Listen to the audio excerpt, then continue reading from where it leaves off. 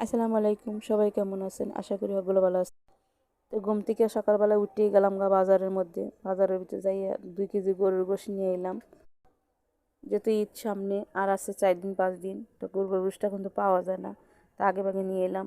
তো আজকে মানুষের ইফতারি দিব একটু, বা আত্মীয় স্বজনরে, তো আত্মীয় স্বজনরে ইফতারি দেওয়ার লেগে আমি এগুলো নিয়ে এসেছি। টুকিটাকি ঘরে আছে আরও নিয়ে এলাম, একটু শর্ট পরবো তাই নিয়ে এলাম।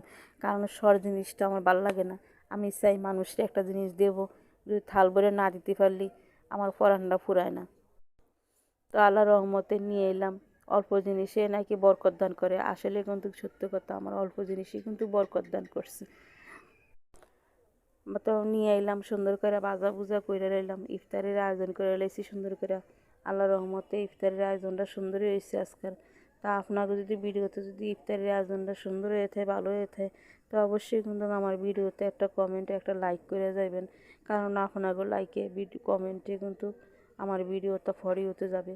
তা আপনারা পাশে থাকলে কিন্তু আমি সামনে আরও মানুষকে ইফতারি দিতে পারবো ইনশাল্লাহ।